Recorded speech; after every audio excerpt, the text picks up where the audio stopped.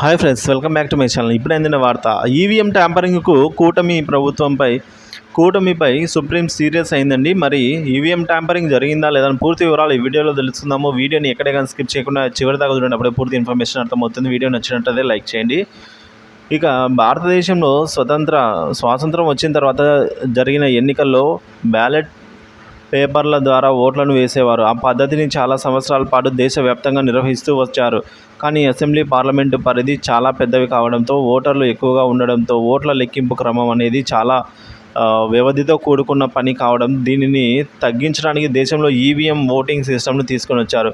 ఈ పద్ధతి గురించి మనందరికీ తెలిసిందే. మనం పోలింగ్ బూత్లోకి వెళ్ళి మనకు కావాల్సిన సింబల్ పక్కన ఉన్న బటన్ని నొక్కాలి. తద్వారా మనం వేయాలనుకున్న ఓటు అక్కడ పడిపోతుంది. అలా నొక్కే సమయంలో అక్కడ ఒక సౌండ్ వచ్చి అందులో మనం ఏ పార్టీకి ఓటు వేయాలనుకుంటున్నామో దానికి సంబంధించిన స్లిప్ ఆ బాక్స్లో నుంచి పడిపోతుంది.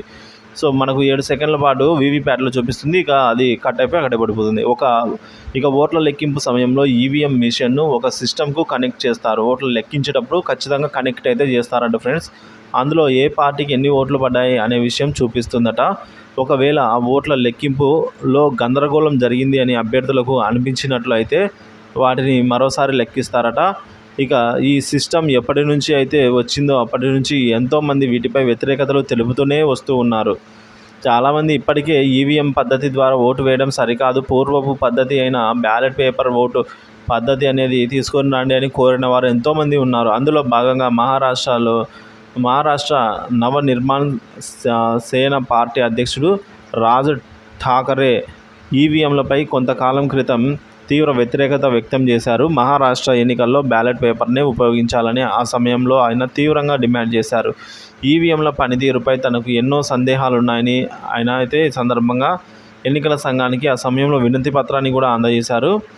సో తర్వాత ఏమైందంటే, వీరు మాత్రమే కాకుండా ప్రజాశాంతి పార్టీ అధ్యక్షుడు అయినటువంటి కేఏ పాల్ కూడా అనేక సార్లు ఈవీఎం ఓట్లను రద్దు చేయండి, బ్యాలెట్ పేపర్ ద్వారా ఓట్లు పద్ధతిని అయితే తీసుకొని రండి అని చెప్పిన సందర్భాలు ఉన్నాయి. వీరిద్దరూ మాత్రమే కాకుండా అనేక మంది నేతలు ఇప్పటికే ఈ పద్ధతిలో ఓటు వేయడాన్ని వ్యతిరేకించారు. ఇక తాజాగా ఆంధ్రప్రదేశ్ మాజీ ముఖ్యమంత్రి అయినటువంటి జగన్మోహన్ రెడ్డి కూడా ఈ పద్ధతిని తీవ్రంగా వ్యతిరేకించారు.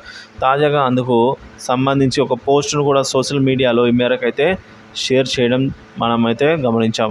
న్యాయం జరగడం మాత్రమే కాదు, కనిపించాలి. అలాగే ప్రజాస్వామ్యం బలంగా ఉండటమే కాకుండా నిస్సందేహంగా కనిపించాలి.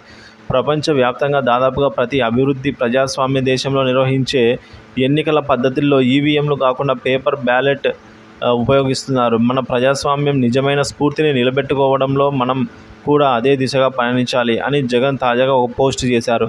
ఒక రాష్ట్రానికి 5 సంవత్సరాలు ముఖ్యమంత్రిగా పనిచేసిన జగన్మోహన్ రెడ్డి ఈవీఎం సిస్టంపై నమ్మకం లేదు అని ఒక పోస్ట్ పెట్టడంతో ప్రస్తుతం ఈ పోస్ట్ కాస్త వైరల్ అయి కూర్చుంది ఫ్రెండ్స్.